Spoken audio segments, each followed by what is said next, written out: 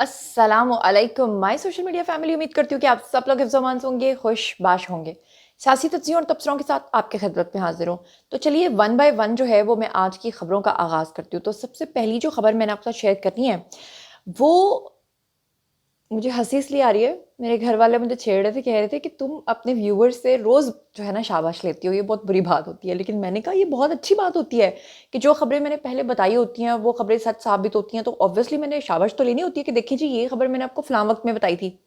अब आपको याद है, मैंने आपके साथ एक खबर शेयर की थी जिसमें मैंने आपको बताया था कि पाकिस्तानी गवर्नमेंट जो है ये आईपीपीज़ के साथ मुआहिदे कर रही है, ताकि जो आईपीपीज़ के साथ मुआहिदे का ये फ़ायदा था कि जो हमें बिजली के बिल्स इतने ज़्यादा आते हैं, तो इतने-इतने पुराने वक़्तों के उनके साथ मुआहिदे हैं, उनकी वजह से वो टैक्सेस जो हैं वो लग के हमारे बिजली के बिल्स के साथ आते थे और हमें वो एक्स्ट्रा पैसे पे करने पड़ते थे। तो अब जनाब बड़ी खबर ये है कि पहले भी कितने सारे आईपीपीज़ के साथ हुकूमत ने अपने मुआहिदे जो हैं वो ख़त्म किए हैं। अब मुतअद्दिद और जो आईपीपीज़ हैं उनसे पुराने मुआहिदे जो हैं वो हुकूमत ख़त्म कर रही है और इसका फ़ायदा क्या होगा, बिजली की कीमतों में कमी होगी। और हुकूमत ने जो 2 अपने मेन टारगेट बनाए हैं, जिसमें एक ये कि बिजली की कीमतों को उन्होंने रिड्यूस करते चले जाना है।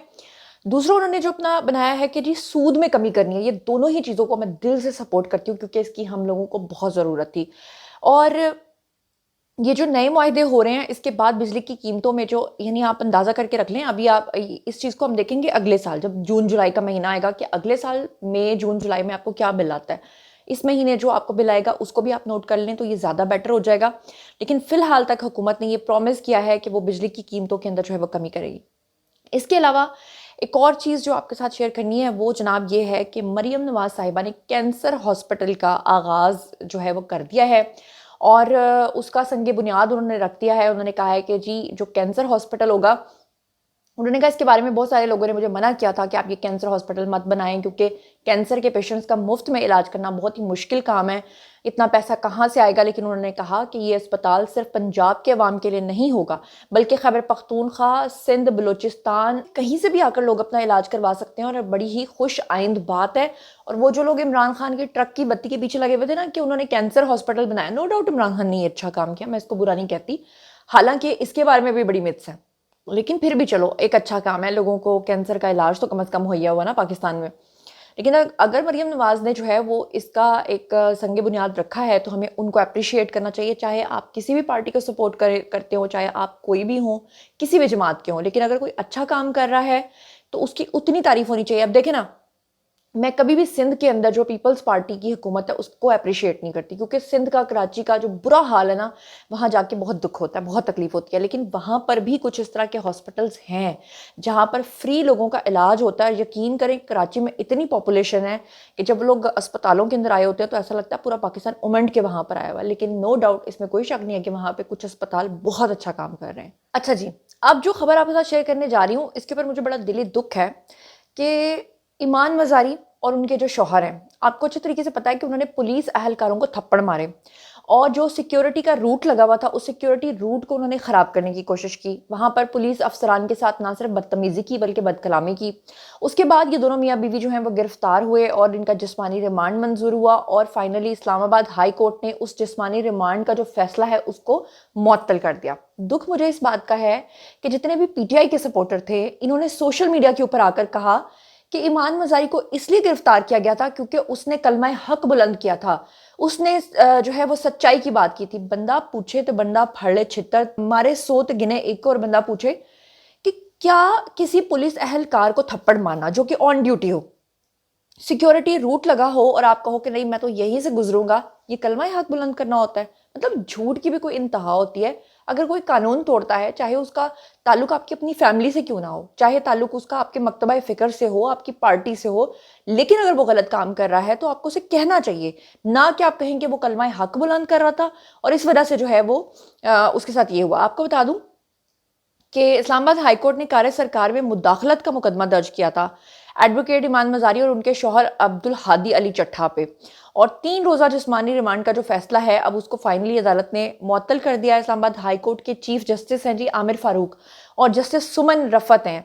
उन्होंने जनाब जी ये जो बेंच था, मुश्तमिल डिवीजन बेंच था, उसने इंग्लैंड की क्रिकेट टीम की मूवमेंट के दौरान सिक्योरिटी जो लगी थी اس کے دوران جو ٹریفک روٹ ہے اس کی خلاف ورزی کرنے پر بنائے گئے مقدمے میں انسداد دہشت گردی عدالت کی جانب سے ایمان وزاری اور ان کے جو شوہر ہیں ان کے 3 روزہ جسمانی ریمانڈ کے خلاف اپیل کی سماعت کی، اور درخواست گزاروں کی جانب سے جو ان کے وکیل ہیں انہوں نے سامنے پیش ہو کر کہا کہ درخواست گزاروں کو مقدمے میں 3 روزہ جسمانی ریمانڈ دیا گیا ہے۔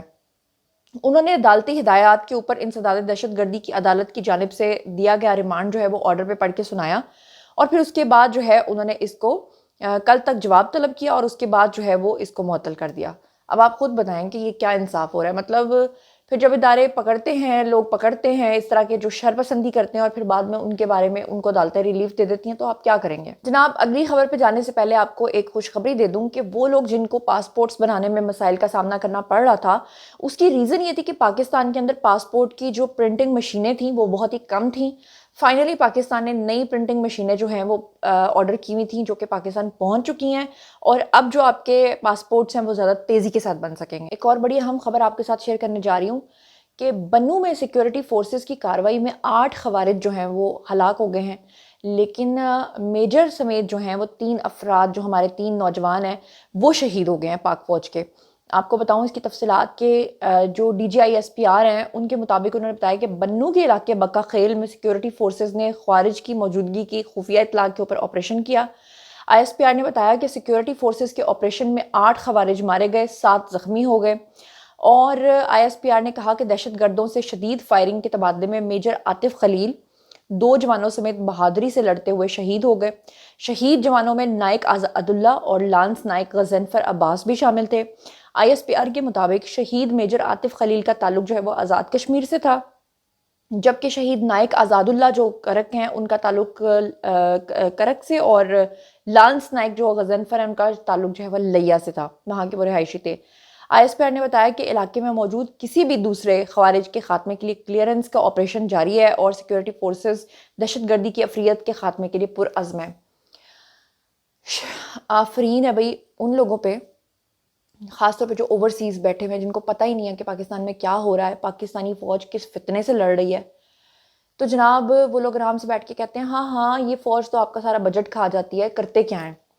اور آئے روز پاکستان میں یہ جو شہادتوں کی خبریں موصول ہوتی ہیں، یقین کریں دل پھٹ جاتا ہے سن کے۔ میں تو سوچتی ہوں کہ اللہ پاک اس دنیا کے اندر کب امن قائم ہوگا، لیکن بات یہ ہے کہ اس دنیا میں جب دنیا کا آغاز ہوا تھا نا، جب پہلے بھائی تھے 2، حابیل اور قابل، ان کا سلسلہ ہی وہاں سے قتل و غارت سے شروع ہوا تھا۔ ایک بھائی نے دوسرے کو مار دیا تھا، اور مارا بھی عورت کی وجہ سے تھا، عورت کی وجہ سے شاید مارا تھا۔ تو مطلب وہ دنیا میں کا جو آغاز ہے وہی اچھائی اور برائی سے ہوا تھا۔ تو یہ میرے خیال سے دنیا کے خاتمے تک ایسے ہی رہنا ہے۔ لیکن جب میں اپنے شہداء کے بارے میں سنتی ہوں نا، اور جو خاص طور پہ یہ جو ینگسٹرز ہیں ہمارے، ان کا تو سن کے یقین کریں کہ جنہوں نے ابھی پوری زندگی دیکھنی ہوتی ہے، پوری دنیا دیکھنی ہوتی ہے، جن کی وجہ سے آج ہم اچھی نیند سوتے ہیں، بڑے آرام سے ہم باتیں کرتے ہیں فوج کو۔ ہماری فوج نا اگر خدا نخواستہ تو یہ جتنے آرام سے اب دندناتے پھرتے اور آئس کریم کھاتے پھرتے اور اپنی گاڑیوں میں جھولے لیتے ہیں نا، یہ کبھی بھی آپ کو پاسبل نہ ہو سکے۔ آپ یمن کو دیکھ لیں، لبنان کو دیکھ لیں، مصر کو دیکھ لیں، غزہ کو دیکھ لیں، حزب اللہ کو دیکھ لیں، فلسطین کو دیکھ لیں، یہ سب کو آپ دیکھ لیں، شام کو دیکھ لیں۔ کیا میں کہوں، بہرحال میں چلتی ہوں جی اگلی خبر کی طرف۔ جناب اب جو خبر آپ کے ساتھ شیئر کرنے جا رہی ہوں بشریٰ بی بی کے حوالے سے، بہت ہی امپورٹنٹ خبر یہ ہے کہ آپ کو اچھے طریقے سے پتہ ہے کہ میں نے آپ کو پریویس ولاگز میں بتایا تھا کہ عمران خان جو ہیں وہ بشریٰ بی بی سے کافی ناراض ہیں۔ ناراض وہ اس لیے ہیں کہ جیل میں انہوں نے بشریٰ بی بی سے یہ کہا تھا کہ آپ نے رہائی کے فوراً بعد جانا ہے زمان پارک اور وہیں پر آپ نے رہنا ہے، لیکن بشریٰ بی بی جا پہنچی تھی پشاور۔ پھر آپ نے دیکھا کہ وہاں پہ انہوں نے ہنگامی اجلاس بھی طلب کیا۔ پھر وہ لوگ جو کہتے تھے کہ بشریٰ بی بی کا سیاست سے کوئی تعلق نہیں ہے، بشریٰ بی بی نے وہاں پہ تمام سیاسی کام کیے۔ لیکن اب بڑی بریکنگ نیوز یہ ہے کہ بشریٰ بی بی جو ہیں وہ اچانک سے پہنچ گئی ہیں زمان پارک لاہور میں۔ اب ایسا کیا ہوا ہے، اندر کی کیا کھچڑی ہے وہ بھی آپ کو بتاتی ہوں، اور باہر جو باتیں بتائی جا رہی ہیں وہ بھی آپ کو بتاتی ہوں۔ تو پہلے جو بیرونی باتیں اس کے پر بات کرتے ہیں، پھر میں آپ کو اندرونی اندر کی باتیں بتاتی ہوں۔ آج ذرا سنیے گا۔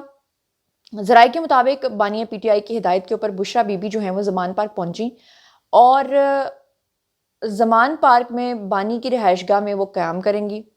بشریٰ بی بی نے لاہور آمد سے قبل بانیہ پی ٹی آئی سے ملاقات بھی کی، اور قریبی ذرائع کے مطابق بشریٰ بی بی جو ہیں وہ لاہور میں اپنے دانتوں کا معائنہ کروانے کے لیے آئی ہیں۔ یعنی کہ بظاہر جو آپ کو خبریں دی جا رہی ہیں اس میں وہ کہہ رہی ہیں کہ میں اپنے دانتوں کا علاج کروانے کے لیے لاہور جا رہی ہوں۔ کچھ دن پہلے بھی عمران خان نے بھی کہا تھا کہ ان کو بھی دانتوں کے علاج کے لیے جو ہے وہ اپنا ڈاکٹر چاہیے، آپ کو یاد ہوگا۔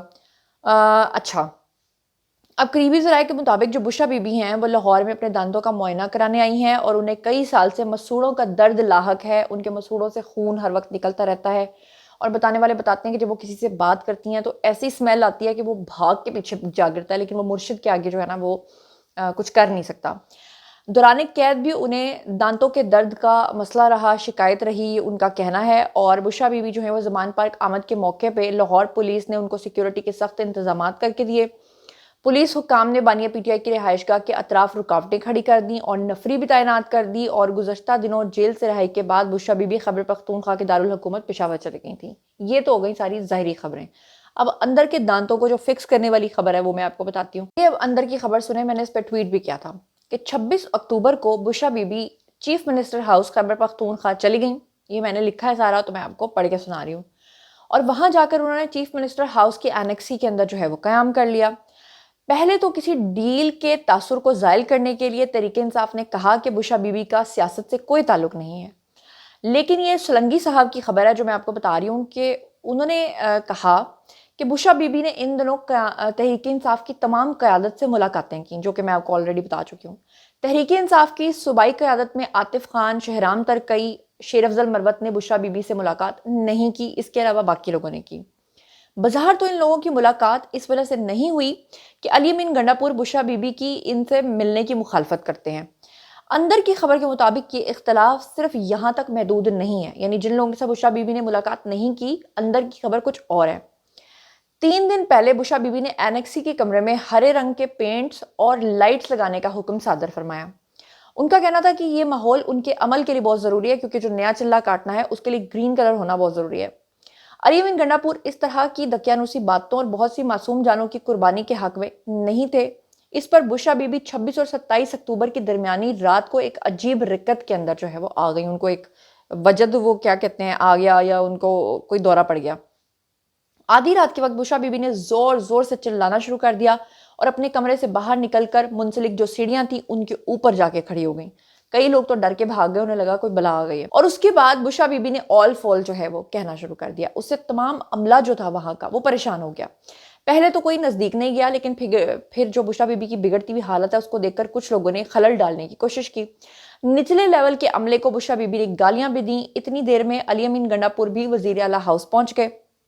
بشرا بی بی نے الزام لگایا کہ اپنے موکلین کو قابو کرنے کے لیے تحریک انصاف کسی بھی طرح سے مدد فراہم نہیں کر رہی۔ وہ زور زور سے چلاتی رہیں کہ میرے موکل عاصم منیر کے موکلوں سے زیادہ طاقتور ہیں، لیکن میرے ساتھ کوئی کھڑا ہونے کو تیار نہیں ہے۔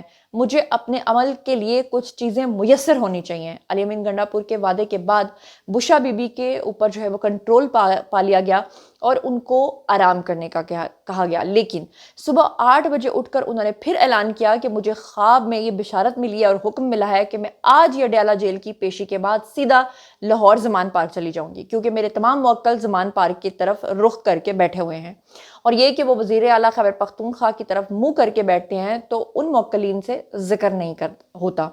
تو جناب یہ تھی بشرا بی بی کے یہاں پر آنے کی اصل وجہ جو وہ بتاتی ہیں، لیکن پھر انہوں نے یہاں پر آتے آتے لوگوں کو بتایا کہ جی ان کے دانتوں میں، ان کی بتیسی میں بہت شدید خون ان کے مسوڑوں سے نکل رہا ہے، ان کو بڑی پرابلم ہو رہی ہے، اور وہ اپنے دانتوں کو کچھ لوگ کہہ رہے ہیں غصے میں چباتی رہی ہیں جیل کے اندر، جس کی وجہ سے اور خون نکلتا ہے، تو وہ اس کا علاج کروانے کے لیے آئی ہیں۔